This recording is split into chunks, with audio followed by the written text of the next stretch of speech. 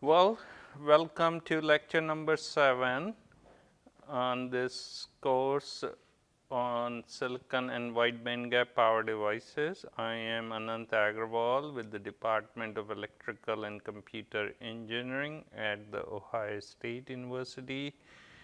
And once again, I would like to acknowledge the help from my colleague Dr. Arash Salami. So, last time we had covered the theory of PN junctions, both in forward and reverse bias case. So, today let's solve a problem relating to a PN junction. So, we can get some idea of the numbers involved, and then we can extend the PN junction theory to a high voltage PN junction, which is also called as PIN diode, PIN diode, and that's the high voltage version of PN junction. So, we will explain that when we get there. So, here let us start with assuming a P plus N junction, and let us assume that P plus is doped at 10 to the 18 per centimeter cube. So, that is very high doping, and the N side is doped 2 orders of magnitude lighter, like 10 to the 16 per centimeter cube. And let us assume that the voltage applied here is 0. So, now we will have a depletion layer on both sides, and we can neglect the depletion width on the P side because it is a highly doped junction as we had discussed previously, and we will mostly consider the depletion on the N side. So, if we look at the charge density, it is Q times the donor atom density per centimeter cube up to the depletion width x of n, and then from Gauss's law that translates into a maximum electric field E max shown here, and then if we can neglect the left hand side, that is depletion in the P plus region, then the area under this red triangle would give you the built-in voltage VBI of this junction.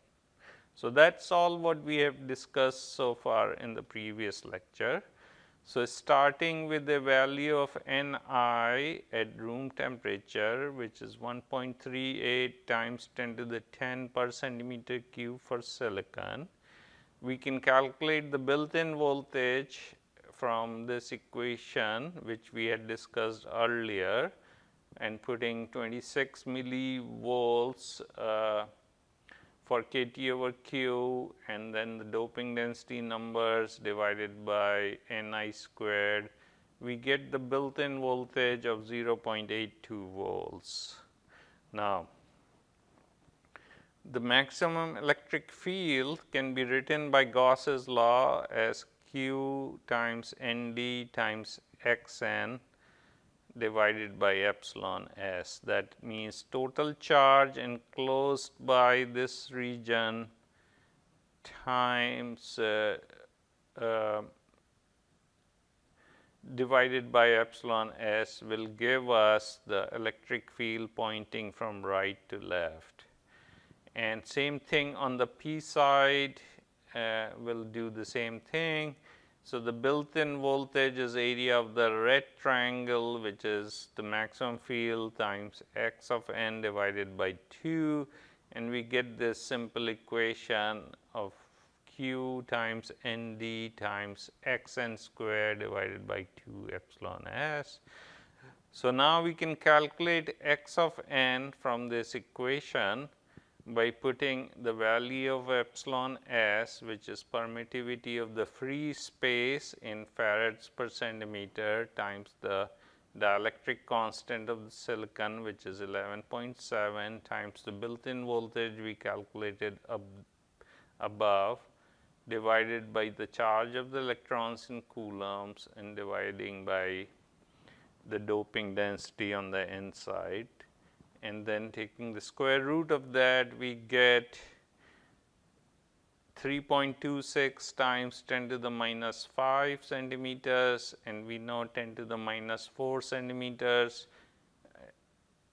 would be 1 micron. So, we get 0.326 micron as the depletion width xn on the n side. So, now we can calculate the maximum electric field from this expression we had derived above. So, again the charge on the electron times the doping density times value of xn in centimeter divided by the permittivity of free space times the dielectric constant, and if you mind all your units, we are putting it in centimeters, coulombs, farads and so on.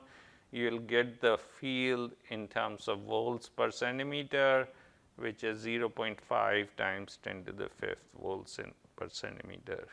So, that is a simple application of Gauss's law, calculating the built-in voltage, calculating the maximum field at the interface of P and N, and calculating the depletion width on the n side. So, now let us make the problem a little more interesting, and we are going to take the same diode and now apply 10 volts reverse voltage across it. So, that means depletion on both P and N side will extend further because we are reverse biasing the diode, but we are neglecting the depletion on the P plus side. So, we only consider the N side, same built-in voltage, but now the area under this red triangle, remember this electric field E max at the interface is increasing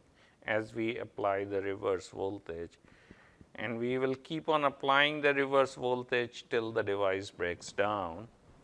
So, for now we have applied 10 volts, so that E max value we can calculate from the expressions before we had calculated. So, in this case the area of the red triangle will include VBI plus the applied voltage VR, and that would be Q times ND times Xn square divided by 2 epsilon S.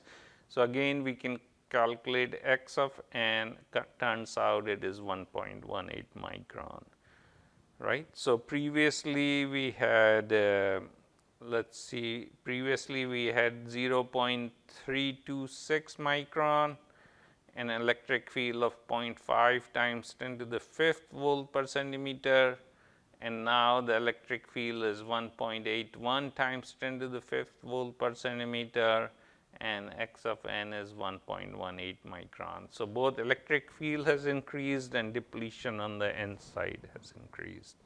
So, now supposing we want to calculate the breakdown voltage of this device, and we remember that the breakdown voltage is 3.7 times 10 to the breakdown field of silicon, which we had mentioned earlier is 3.7 times 10 to the 5th volt per centimeter for doping of 10 to the 16 per centimeter cube. So, remember the breakdown field is a function of doping. If we look at the equations in the previous lecture, you can calculate the breakdown field for doping of 10 to the 16 per centimeter cube, and that turns out to be 3.7 times 10 to the 5th. So, the question is, if we keep increasing the voltage, at what value the E max would be equal to the critical field, then the device will break down. So, we can equate the maximum field to the critical field and equate that to the field we know expression for the field, and then from that we can calculate the depletion width, which is 2.4 micron, and then we can calculate the area of the red triangle, which is built-in voltage plus the breakdown voltage, and that turns out to be 44.4 volts. So, with this simple exercise, you get a flavor for numbers, how to calculate them, how to watch your units, and so on. All right. So, this junction is going to break down an avalanche at 44.4 volts. Now, let us make it even more interesting. We we want to calculate the leakage current in this diode. So, let us assume we are applying 10 volts to this device, and 10 volts we calculated my depletion width would be 1.18 micron on the N side, and we know that there are two types of leakage currents in this device.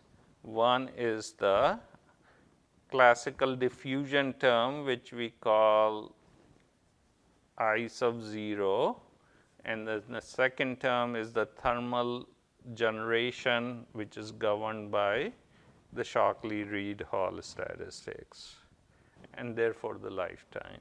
So, let us assume the lifetime is 1 microsecond. That is a very typical lifetime, and if you look at the mobility of holes on the N side for a given doping of 10 to the 16, you get a mobility of holes of 400 centimeter square per volt second. Remember, the generation rate from Shockley-Reed-Hall statistics is Ni over 2 tau p. Tau p is 1 microsecond. So, 2 tau p is 2 times 10 to the minus 6 seconds. Ni at room temperature is 1.38 times 10 to the 10 for silicon. So, we calculate the generation rate as per centimeter cube per second. So, that is the number of electron hole pairs that are being generated thermally in this volume per centimeter cube per second under 10 volts of reverse bias. So, now we can calculate the thermal current, which is this generation rate times the charge of the electron times the volume. So, that is the thermal component of the leakage current, and if we multiply by the volume and divide by the cross sectional area, then we can get the current density, the leakage current density due to the thermal generation, and that turns out to be 89 nanoamps per centimeter square. All right. So, now let us calculate the diffusion component of the current, which we said was I 0, and that is why we need the diffusion coefficient for holes on the N side, and that would be kT over Q times mu p by Einstein's relationship, and that comes out to be 10.4 centimeter square per second. So, we can calculate the diffusion length of the holes on the N side, and that is the square root of dp tau p, and that comes out to be 32 microns. So, that is a pretty strong,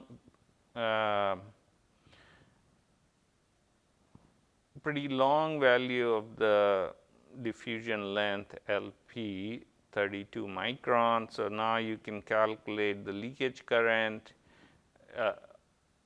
the J0 due to diffusion, and that is given by this term, if you remember the expression for I0, and then we can calculate that component, and that comes out to be 9.9 picoamps per centimeter square. So, you can see that the diffusion current is much smaller than the thermally generated leakage current, which is controlled by Shockley-Reed Hall statistics. So now if we do the same exercise at 150 degrees C, so we have raised the temperature to 150 degrees C. We know that Ni value will now increase dramatically, and it increases 2 times 10 to the 13. So that increased by 3 orders of magnitude. So now your thermal current also is going to increase in the proportion to the increase in Ni, and that comes out to be 129 microamp per centimeter square. So remember, it was 89 at room temperature. It's 129 microamp per centimeter square, and this was nanoamp per centimeter square. So we literally increased the thermal current by 3 orders of magnitude by raising the temperature. If you look at the J0 term, that goes as proportional to Ni squared. So if we take the original current, which is 9.9 picoamp per centimeter square, and multiplied by the ratio square of the ratio of Ni, we get 20 microamp per centimeter square. So the rise in the diffusion current is from picoamps to microamps, much bigger rise, but the diffusion current still is much smaller than the thermal generation current at 129 microamp per centimeter square. So we have done one simplification. Normally, as you raise the temperature, the mobility will reduce, and this diffusion coefficient dP will reduce, but we have neglected that reduction. So now you can see that silicon becomes very leaky. The silicon p-n junction becomes very leaky at 150 degrees C. That's a lot of leakage current flowing through this device, 20 plus 129, almost 150 microamps per centimeter square. So if we were to go to 200 degrees C, it will become much more leakier. So that's why a lot of silicon devices are rated up to 150 degrees C, or they could go up to 175 degrees C if we can accept a little higher leakage current. So this example gives you a good feeling for the leakage currents, the diffusion currents, the depletion widths under reverse bias, and the breakdown voltage.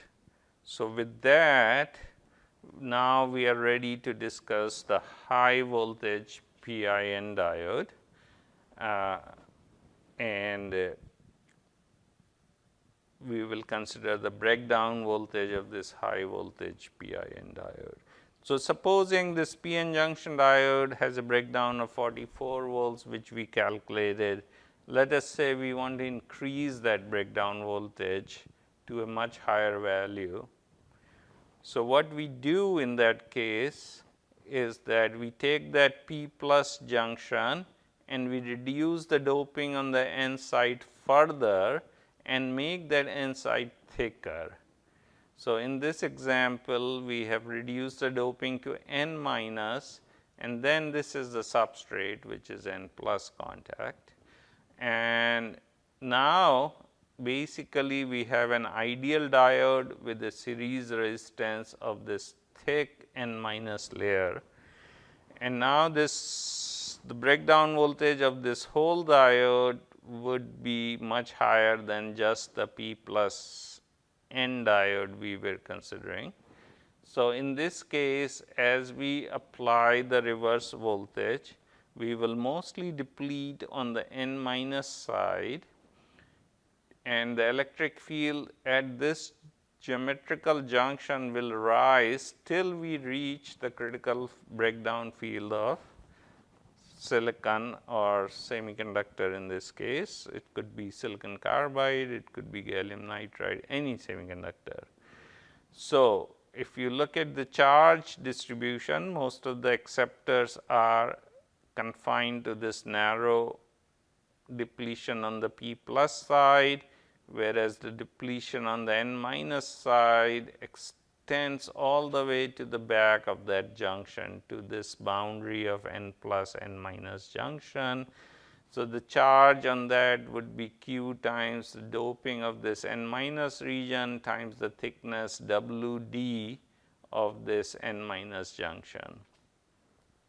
So, if you look at the electric field profile, is still given by the same formula we had derived, that is VBI plus VBR would be Q times ND times WD square over 2 epsilon S, except we neglect VBI, then we can write the design equations from this expressions as WD is equals to 2 times the desired breakdown voltage divided by the critical electric field of that semiconductor, and the doping in that N minus region should be given by the square of the critical electric field divided by 2Q VBR multiplied by the permittivity of the semiconductor.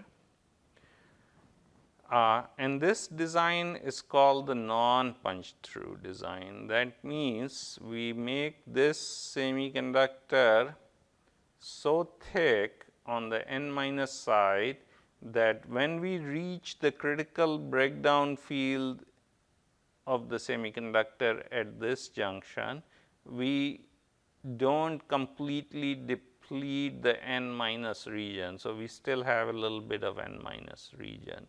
So, this is called the non-punch through design, which means the electric field has not penetrated into the N plus substrate, and then you get a unique design equation for this non-punch through design. So, you can calculate the thickness, that minimum thickness you need to make for N minus, and you can calculate the doping we need to provide in that region.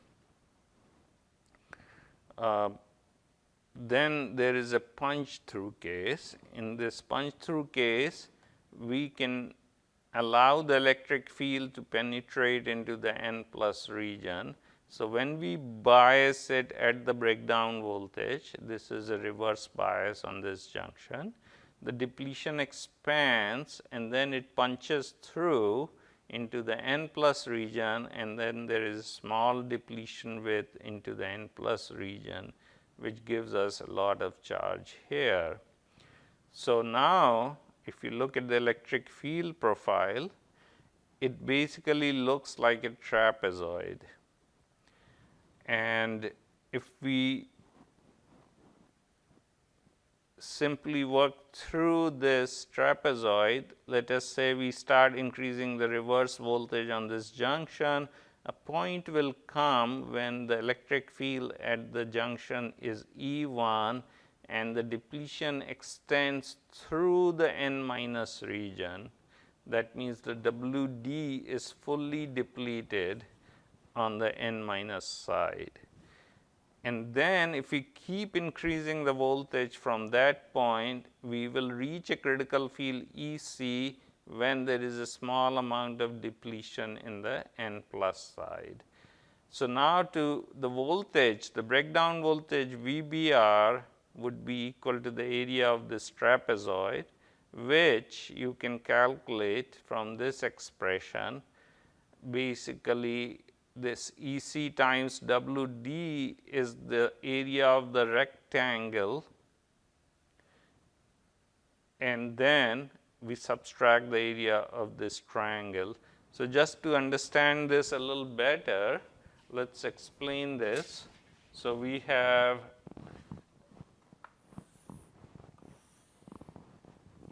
EC and we have WD, and then we have E1, and we know that at E1 this is fully depleted. So, that E1 So, the voltage of this region, this triangle would be Q times the doping times WD squared divided by 2 epsilon S. Now, to calculate this area, we do a little trick. We extend this, and now we can show that this area is equal to the area of this triangle. So, now we can calculate the area of this rectangle, which is nothing but EC times WD, and subtract this triangle, which is the same as this triangle, which is this value here, which is Q times ND WD square over 2 epsilon S. So, now you can realize that depending upon the value of doping I choose and the thickness WD I choose, there could be infinite combinations of ND and W that are possible for a given breakdown voltage. So, there is no unique design, and that is shown here. If we increase the doping and make WD higher, we can go from blue to green to this curve here, or if we can lower the WD and increase the doping, we can get to this trapezoid here, and we can make the areas of all these trapezoids equal by choosing doping and WD. Then we can create infinite number of these designs, and that is shown here. So, here we are calculating, again these curves are taken from Professor Baliga's book, which is cited here. We can calculate the breakdown voltage versus doping. First of all, for a non-punch through design, it is also called the parallel plane junction. And this is a unique design. For each doping, we have a breakdown voltage, and we can calculate the thickness that is desired, which we saw in the previous equations right here. So, for each breakdown voltage and for each doping, we have a unique voltage, unique value of WD that is represented by that straight line.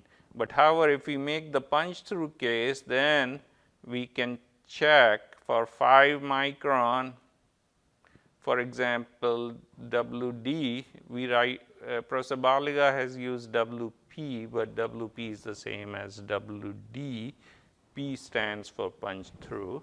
So, for 5 micron thickness of the N minus, you can get a punch through design all the way from lower doping to high doping, but the breakdown voltage will be different, and so on, 5, 10, 20, 50 and 100 micron, and then here these curves merge to the non-punch through case. So, let us say that we want to do a non-punch through case for silicon at say 1000 volts. So, for 1000 volts, if you look at this, it intersects the straight line here. That means we have to design a junction with ND of slightly higher than 10 to the 14 doping and thickness of about somewhere between 50 and 100 microns, right, say 70 microns or so. Now, if we look at the same thing for silicon carbide, this is where we have used the higher critical field of silicon carbide. You can see that for 1000 volts, if I do a non-punch through design, I can up the doping to 2 times 10 to the 16. So, 2 orders of magnitude higher doping, and our thickness may be only about 5 micron. So, we have reduced the thickness from 50 to 70 microns for silicon case to 5 microns, and we have increased the doping by 2 orders of magnitude for silicon carbide. And you can see these shape here basically means that remember that as we change the doping, the critical field for a given semiconductor is a function of doping. So, the critical field is changing along these curves because the doping is changing. So, if you do exact calculation, which Prosabaliga has done, you can see this shape here. All right. So, this is how you can make a low voltage PN junction to a very, very high voltage PN junction by designing the N minus region to be thicker and reduce doping on the N minus region. And you can do the punch through design or a non punch through design. And we have shown you the design equations and the design curves. Next time we will talk about edge termination, which is a very, very important topic. And just to give you an idea, if this is my PN junction diode looking into the plane of this screen, then let us say this is P plus area, and underneath that is my N minus semiconductor, and this is looking at it from the top. You can see I can have a P plus area with as a rectangle, or I can have the rounded corners. And then depending upon the the depth of this diffusion, we can make the electric field concentration change at the edges. So, all the design equations we have used are applicable inside this area, but when we approach the edge and especially the corner, we can see that we can get much higher concentration of electric field, and that electric field concentration will have to be controlled. Otherwise, the diode will, instead of breaking inside the active area, will break at the edges. So, this whole business of edge termination we will discuss next time, how we can reduce the electric field at the edge of the device is a very, very important design challenge for high voltage PIN diodes. So, with that, let me stop here, and we will meet again to discuss the edge termination. Thank you very much.